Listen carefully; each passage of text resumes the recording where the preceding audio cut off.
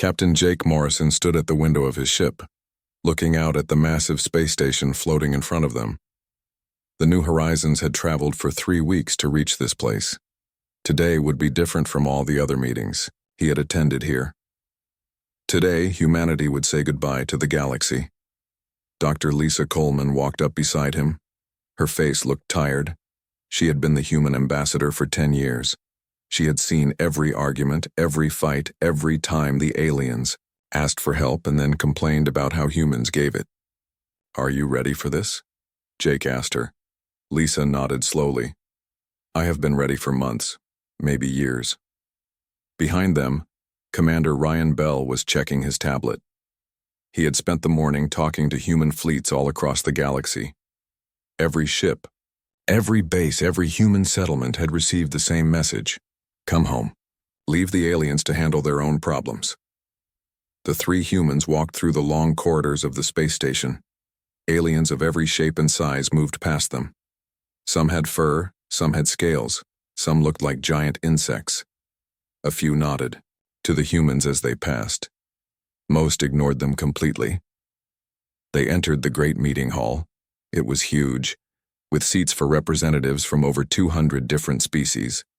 The humans had been given seats near the front, a sign of how important they were to the galaxy, or how important they had been.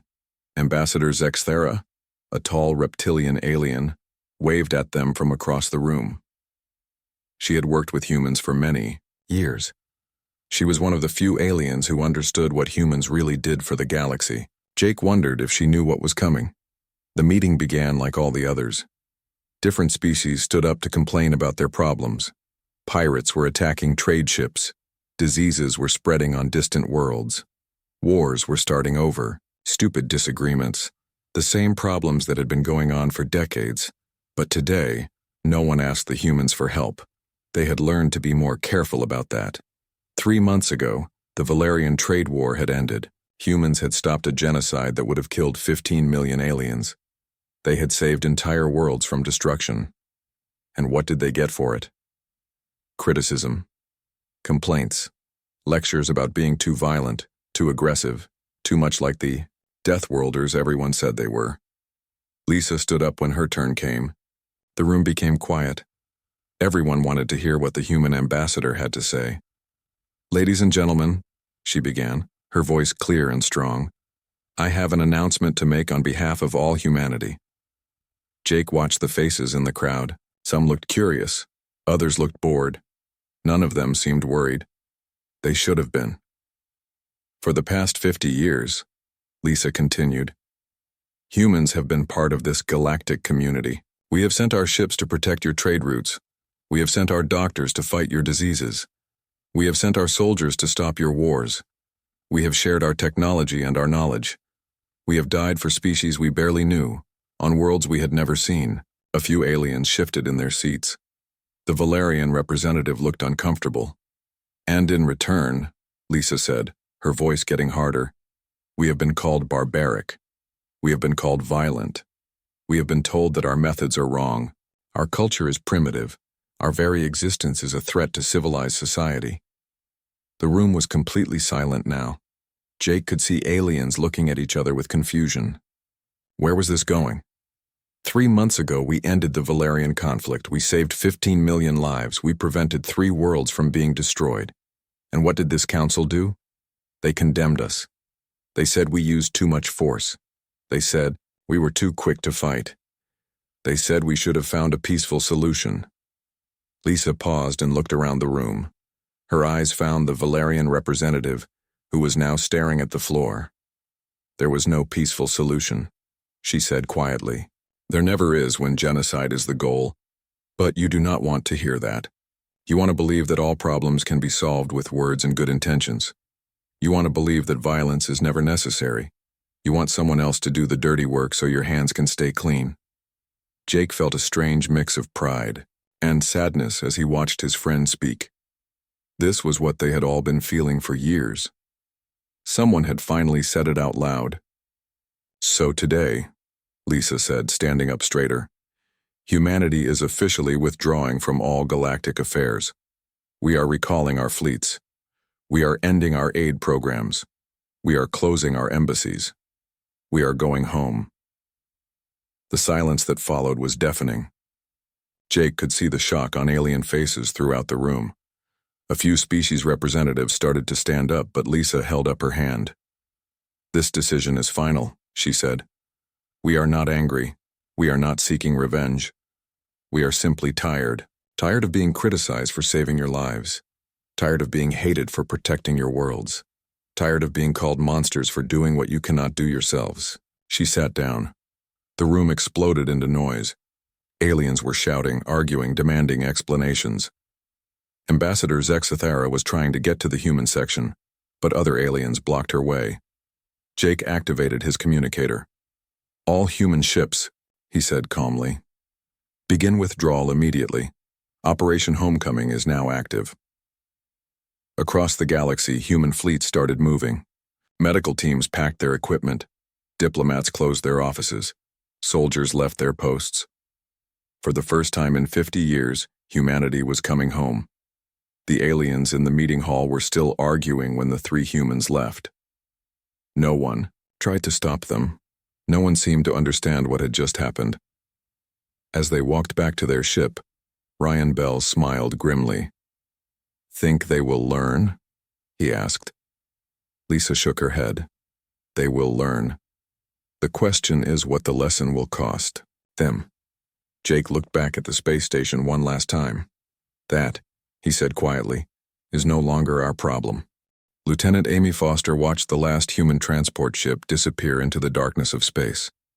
3 months had passed since the announcement at the Galactic Council. Now she was supervising the final evacuation from Kepler Station, one of the most important trade hubs in the outer galaxy. The alien workers at the station looked worried. They had been asking the same questions for weeks. Who would protect the trade routes now? Who would stop the pirates? Who would keep the peace between the different species? Amy had given them the same answer every time. That was no longer humanity's problem. Captain Ben Hayes stood beside her, watching his own ships prepare to leave. He commanded the human defense fleet for this entire sector. His ships had kept the peace here for 15 years. Without them, this part of space would become very dangerous very quickly. "The Zephyrian pirates are already moving," Ben said, looking at his tablet. "Our intelligence shows they are gathering ships near the asteroid belt. They know we are leaving." Amy nodded. The Zephyrian pirates were the most dangerous criminal group in this part of the galaxy. They had been quiet for years because human ships patrolled these space lanes. Now those ships were going home. "How long before they attack?" Amy asked. "Days, maybe hours," Ben replied. "They have been waiting for this moment for a very long time." On the other side of the station, an alien called Kretar was having an emergency meeting with his advisors. Kretar was an insectoid creature, tall and thin with 6 arms and large compound eyes. He was the leader of the Kepler Trade Alliance, which controlled most of the commerce in this region. "The humans are really leaving," one of his advisors said, clicking his mandibles nervously. "Our security forces cannot handle the pirates alone. We need help." Kretar had been afraid of this day for months. The Trade Alliance had grown comfortable depending on human protection. Their own military was small and untrained. They were merchants, not warriors. "Contact the Altarian Defense Force," Kretar ordered. "Maybe they can help us." His advisor looked doubtful. "The Altarians are having their own problems. 3 of their colonies are under attack. They cannot spare any ships." Meanwhile, on the other side of the galaxy, another crisis was beginning. The planet Centauri Prime was home to 50 million people from 12 different species. A deadly plague had started spreading in the southern continent. Normally, human medical teams would already be on their way. They had the best doctors, the most advanced equipment, and the experience to handle any disease. But the humans were not coming. Dr. Vex Allen, the planet's chief medical officer, stared at the reports coming in from the affected areas. The plague was spreading faster than anything they had seen before. Their own medical teams were overwhelmed. They needed help desperately. "Send another message to Earth," he told his assistant. "Tell them this is a humanitarian crisis. Surely they will help." His assistant, a young Valerian, shook her head sadly. "Sir, We have sent 17 messages. They all get the same response. Humanity is no longer involved in galactic affairs. Makomio. At Kepler Station, the first attacks had begun. Zephyrian pirate ships came out of hyperspace near the main trade route. They moved fast, hitting merchant vessels before anyone could react. The alien security forces tried to respond, but their ships were old and slow. The pirates had been preparing for this moment. They knew exactly where to strike and when. Amy watched the battle from the station's command center. Merchant ships were sending desperate calls for help. The alien security forces were being destroyed one by one. In the old days, human ships would have arrived within minutes to stop the attack. Captain Hayes, Amy said into her communicator. Are you seeing this? Ben's voice came back, sounding tired. I see it. My ships could stop those pirates in 10 minutes, but we are not going to, Amy said. It was not a question. No, Ben replied. We are not. The battle lasted for 3 hours. When it was over, 47 merchant ships had been destroyed or captured. Hundreds of aliens were dead. The pirates had taken enough cargo to fund their operations for years. Kretar stood in the ruins of his command center, looking at the damage reports. Half of his security fleet was gone. The other half was too damaged to fight. The pirates were already planning their next attack. Contact the Galactic Council, he ordered. Tell them we need military assistance immediately. But the Galactic Council had problems of their own. Without human mediation, old disputes were turning into new wars. The Andromedan Consortium was fighting with the Sigma Colony Alliance over mining rights. The Rigel Trade Federation was blockading 3 star systems in a dispute over shipping contracts. Every species was asking the Council for help. Every species wanted someone else to solve their problems, but there was no one left to call. On Centauri Prime, the plague was spreading to the northern continent. Dr. Vex Allen had lost contact with 7 major cities. Millions of people were fleeing their homes, spreading the disease even faster. The planetary government had declared a state of emergency. They were using every resource they had to fight the plague, but it was not enough. They needed the human, medical teams that had saved so many worlds before, but those teams were gone. Amy Foster finished her final report and sent it to Earth Command. The evacuation was complete. Every human citizen and every piece of human equipment had been removed from the sector. Their responsibility here was over. As her transport ship prepared to leave, she looked one last time at Kepler Station.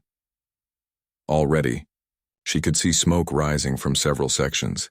The pirates were getting bolder. Soon they would attack the station itself.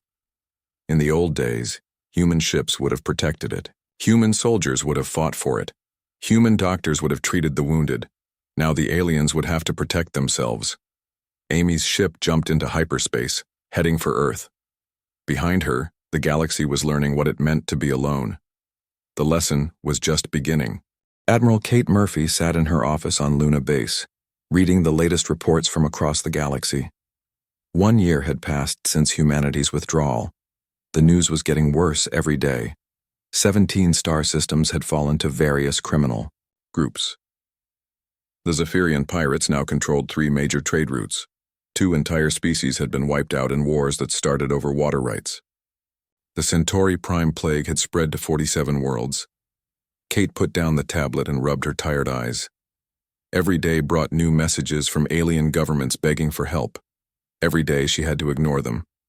Dr. Alex Turner walked into her office carrying another stack of reports. He was Earth's leading expert on alien societies. For the past year, he had been studying what happened when humans stopped being involved in galactic affairs. The situation is getting worse, Alex said, sitting down across from Kate. The Great Trade War started 3 days ago. 7 species are fighting over the Orion shipping lanes. Kate nodded grimly. The Orion lanes were the most important trade routes in the galaxy. When humans controlled the area, there had been peace for 30 years. Now everyone wanted to control them. How many dead so far? Kate asked. Preliminary reports say around 2 million, Alex replied. But the war is just starting. It could go on for years. Kate looked out her window at Earth spinning below. Sometimes she wondered if they had made the right choice. But then she remembered all the times aliens had called humans barbaric monsters while asking for their protection. On the other side of the galaxy, Elder Morden was addressing the High Council of his species. Morden was over 300 years old. He was one of the few beings alive who remembered what the galaxy was like before humans became involved. "I warned you this would happen," the old alien said, his voice weak but clear.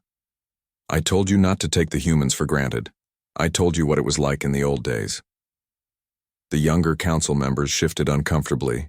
They had thought Morden was just a crazy old alien telling stories about the past. Now his stories were becoming reality again. "The humans were not perfect," Morden continued. "They were violent and quick to fight. But they kept the peace. They stopped the wars. They prevented the strong from destroying the weak." One of the younger aliens spoke up. "Surely we can handle our own problems. We are a civilized galaxy." Morden laughed bitterly. "Civilized? Look around you. Pirates control half the outer systems. Plagues spread unchecked across dozens of worlds. Species are killing each other over trade disputes. This is what civilization looks like without the humans." Back on Earth, Kate was reading another disturbing report. The Silicon Plague had appeared on 17 worlds in the past month. It was a computer virus that attacked electronic systems, but it could also infect biological neural networks in certain alien species. Human scientists had created defenses against the Silicon Plague years ago. But that research was classified. Without human help, the affected worlds were helpless against it. "Admiral," her assistant said over the intercom, "you have another message from the Galactic Council." Kate sighed. "Put it through." The hologram of Chancellor Vexthor appeared in her office. The alien leader looked desperate. His usually perfect appearance was disheveled, his clothes wrinkled. "Admiral Murphy," he began, "I am begging you to reconsider. The galaxy needs human help. Billions are dying." Kate kept her face neutral. "Chancellor, as I have told you many times, humanity is no longer involved in galactic affairs. You made it very clear that our methods were unacceptable." "We were wrong," Vexthor said quickly. "We admit it. We need you. Please, at least help with the medical crises. The Silicon Plague alone has killed over 50 million beings." Kate felt a stab of pain at that number. 50 million dead from a plague that human medicine could have stopped easily. But she forced herself to remember why they had left. "I am sorry, Chancellor," she said. "But humanity's position has not changed." The transmission ended. Kate sat alone in her office, wondering how many more would die before the galaxy learned its lesson. Dr. Turner was working late in his laboratory, analyzing the latest data from across the galaxy. The numbers were horrifying. In 1 year, over 2 billion sentient beings had died from wars, plagues, and disasters that humans would have prevented. But something else was happening too. Some species were starting to work together in ways they never had before. Without humans to rely on, they were being forced to solve their own problems. The Altarian Defense Force had formed an alliance with 3 other species to fight the pirates. The Andromedan Medical Consortium was sharing research to fight the various plagues. Small steps, but it was progress. Alex made notes on his tablet. Maybe the galaxy would learn to take care of itself. Maybe the cost in lives would be worth it in the long run. Maybe. Meanwhile, in the Outer Rim, Captain Ben Hayes was monitoring communications from his retirement home on New California.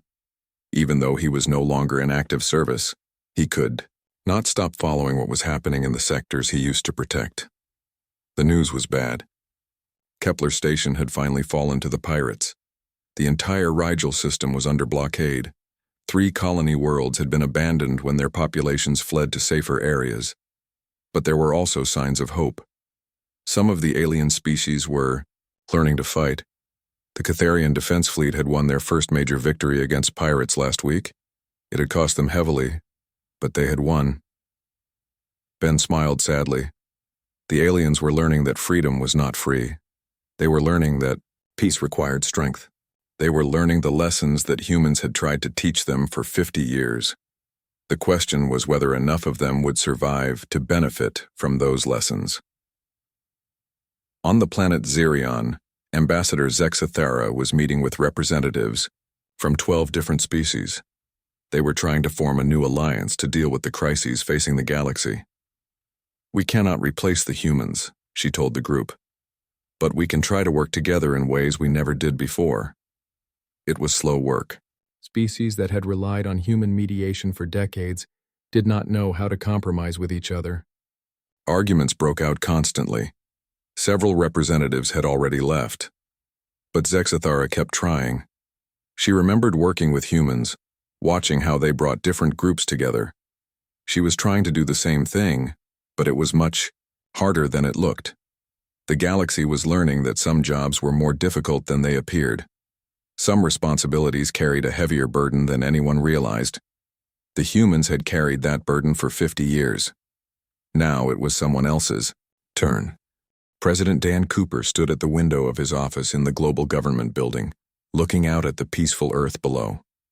3 years had passed since humanity had withdrawn from galactic affairs. The reports on his desk told a story of chaos and destruction that made him question everything. General Sam Parker entered the office carrying the latest intelligence briefings. His face was grim as he sat down across from the president. "How bad is it this time?" Dan asked, not turning from the window. "Worse than we thought possible," Sam replied, opening the first folder. "Half the galaxy is now controlled by warlords and criminal organizations. The Zephyrian pirates have formed an empire spanning 40 systems. 3 separate genocides are happening right now, with no one to stop them." Dan finally turned around. 3 genocides? The Corvin species is being wiped out by the Stellar Brotherhood. The Aquarian colonies are under systematic attack by the Red Fleet, and the Centauri survivors are being hunted down by disease cults that blame them for spreading the plague. The president sat down heavily in his chair. When humanity had withdrawn, they had expected some chaos. They had not expected complete collapse. Dr. Nina Clark knocked on the door and entered. She was the lead researcher studying the galactic situation. Her job was to analyze what had happened and predict what would happen next. "Mr. President," she said, "I have the final numbers from my study." Dan gestured for her to continue. 3 years, over 15 billion sentient beings have died from wars, plagues, and disasters that we could have prevented. Entire civilizations have collapsed. Technological advancement has stopped completely in most regions. Nina placed a tablet on the president's desk showing graphs and charts. "The situation is accelerating. Each month is worse than the last. At this rate, we estimate that half of all intelligent life in the galaxy will be extinct within 10 years. General Parker leaned forward. "There is something else, Mr. President. The aliens are trying to replicate our capabilities. They have formed something called the Coalition of the Desperate." "What kind of coalition?" Dan asked. 23 species working together to build military forces, medical teams, and diplomatic corps like we had, but they do not have our experience, our technology, or our unity. Their efforts are failing badly." Nina nodded in agreement. "The coalition lost an entire fleet last week trying to stop a pirate attack. Their medical teams cannot handle the new plagues. Their diplomats cannot prevent wars from starting." Dan stood up and walked back to the window. Outside, children were playing in parks. Cities were thriving. Earth had never been more peaceful or prosperous, but the rest of the galaxy was burning. "There is more," Nina continued. "Strange religious movements are appearing across the galaxy. They call themselves void cults. They worship the absence left by humanity." "They worship our absence?" Dan asked. "They believe that humanity was a divine force that maintained balance in the galaxy. Now that we are gone, they think the universe is returning to chaos. Some of them are trying to find Earth. Others are preparing for the end of all things." "General." Parker stood up. "Mr. President, we are receiving over 1,000 messages per day from alien governments begging for help. Yesterday, the Galactic Council broadcast an official apology on all frequencies. They admitted they were wrong about us." Dan had seen that broadcast. Chancellor Vex Thor had looked broken as he spoke. The proud alien leader had admitted that humanity had been the foundation of galactic civilization. Without humans, everything was falling apart. "What does the apology say exactly?" Dan asked. Nina read from her tablet. They acknowledge that human methods, while sometimes harsh, were necessary for maintaining peace. They admit that they took our protection for granted. They formally request that humanity resume its role in galactic affairs. The president walked to his desk and picked up another folder. Inside were reports from human colonies throughout the galaxy. Even though Earth had withdrawn, millions of humans still lived on distant worlds. "What about our colonies?" he asked. "They are under constant attack," General Parker replied. "The aliens cannot tell the difference between Earth humans and colony humans. Our people are being targeted for revenge, blamed for the withdrawal." Dan felt a knot form in his stomach. "How many have we lost?" 17 colonies have been evacuated. 3 were destroyed before we could get our people out. We estimate 50,000 human civilians have died. The room fell silent. Dan had known there would be consequences for the withdrawal, but he had not expected this. Innocent humans were paying the price for Earth's decision. Dr. Clark spoke quietly. "Mr. President, there is growing pressure from our own people to end the isolation policy. Military leaders want to protect the colonies. Medical professionals want to help with the plagues. Many citizens feel we have proven our point." Dan nodded. The debates on Earth had been getting more intense every month. Half the population wanted to return to space and help. The other half insisted that the aliens needed to learn their lesson completely. "What do you recommend?" Dan asked his advisors. General Parker was the first to speak.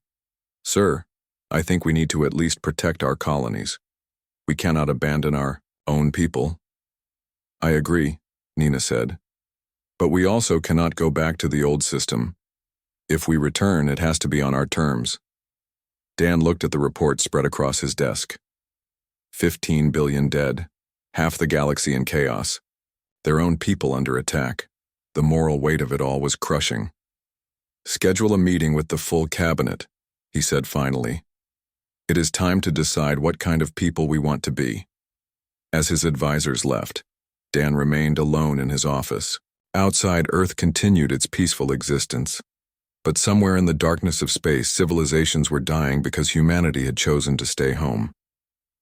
The question that haunted him was simple. Had they taught the galaxy a lesson, or had they simply become the monsters the aliens always said they were? The answer would determine the future of everyone in the galaxy, human and alien alike. Fleet Admiral Jake Morrison stood in front of a group of young recruits at the Earth Space Academy. 20 years had passed since that day at the Galactic Council when humanity had announced its withdrawal. Jake was older now, his hair completely gray, but his eyes still held the same determination. "Can anyone tell me about the silent years?" he asked the class. A young cadet named Tony Miller raised his hand. "Sir, that was the period when humanity withdrew from galactic affairs. It lasted from 2387 to 2392. Jake nodded. "And why did we withdraw, Cadet Miller?" Tony looked uncomfortable. "The aliens criticized our methods, sir. They called us violent and barbaric, even though we were protecting them." "That is part of it," Jake said, walking to the front of the classroom. "But there was more to it than hurt feelings. We withdrew because the galaxy had become dependent on us. They had stopped taking responsibility for their own problems." Dr. Lisa Coleman entered the classroom quietly and took a seat in the back. Now retired, she was writing a book about her experiences as Earth's ambassador during those difficult years. She often visited the academy to share her memories with new generations. "Admiral Morrison," another cadet asked, "did we really let billions of aliens die just to teach them a lesson?" Jake paused. This was always the hardest question. "Cadet Rodriguez, that is something every human has to wrestle with. We did not kill those aliens. We simply stopped preventing them from killing each other." He walked to the window and looked out at the training ships flying past Earth. "The question you have to ask yourself is this. If someone becomes completely dependent on your help and then hates you for helping them, what is the right thing to do?" Lisa stood up from the back of the room. "May I add something, Admiral?" Jake smiled. "Of course, Ambassador." Lisa walked to the front of the class. I was there when we made the decision to withdraw. I gave the speech that announced it to the galaxy. For 20 years I have asked myself if we did the right thing. The cadets listened intently. Most of them had been born during or after the silent years. To them it was history, not lived experience. The galaxy did learn, Lisa continued, but the cost was terrible. 15 billion beings died in those 5 years. Entire species went extinct. Civilizations collapsed. She looked at the young faces in front of her. But something else happened too. The species that survived learned to work together in ways they never had before. They learned that peace requires strength. They learned that freedom is not free. Cadet Miller raised his hand again. Ambassador, what is it like now? How are relations with the alien species? Lisa smiled sadly. Very different from before. They no longer take us for granted. They no longer call us barbaric monsters.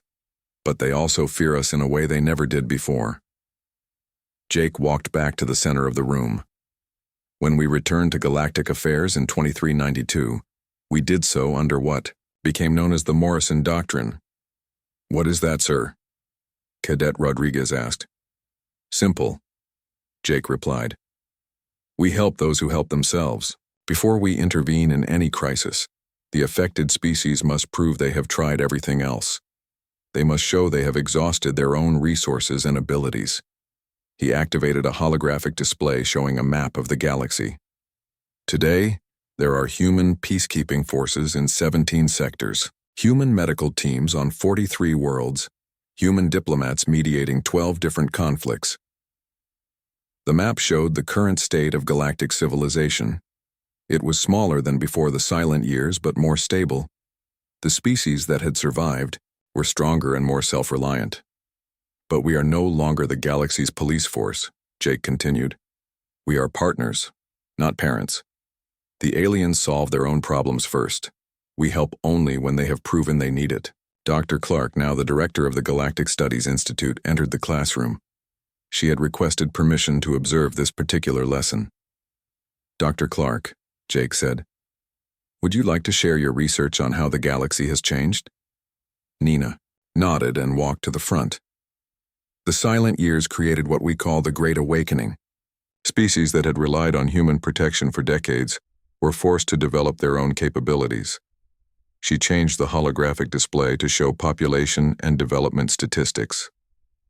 Today, there are actually more spacefaring civilizations than before the withdrawal. The survivors became stronger. They formed new alliances. They developed new technologies. But at what cost? Cadet Miller asked quietly. Nina looked at him seriously. The cost was enormous. We estimate that galactic civilization was set back by at least 200 years. The question is whether that was necessary for long-term survival. Jake walked over to his desk and picked up a communication tablet. This morning, I received a message from the Kepler Trade Alliance. Pirates have been attacking ships in the Outer Rim. They are requesting human assistance. He showed the message to the class. Notice how they describe their situation. They detail every action they have taken to address the problem themselves. They provide evidence of their losses and capabilities. They acknowledge that human assistance comes with conditions. Lisa nodded. 20 years ago, that same message would have been 2 sentences. Pirates attacking. Send help immediately. The E92 classroom fell silent as the cadets absorbed this information. Finally, Cadet Rodriguez raised her hand.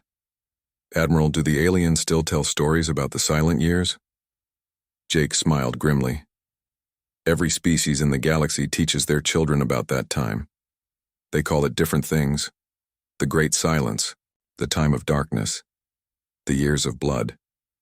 He walked back to the window. But they all agree on one thing.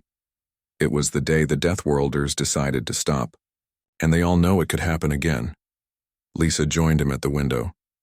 The galaxy learned that Earth is not their protector by right, but by choice. That lesson came at a terrible price, but it was perhaps the most important lesson in galactic history. As the class ended and the cadets filed out, Jake and Lisa remained by the window, watching the ships training in Earth's orbital space. "Do you think we made the right choice?" Lisa asked quietly. Jake was silent for a long moment. "I think we made the only choice we could live with. The galaxy needed to grow up. We could not do that for them." He looked at her with tired eyes. "But every night, I dream about those 15 billion voices. And I wonder if there was another way." Outside, Earth continued its peaceful rotation. In the darkness of space beyond, alien civilizations that had learned the true cost of peace continued their careful existence, always remembering the day the humans decided to stop. The legend lived on, passed down from generation to generation, a reminder that some gifts once lost are never quite the same when they return.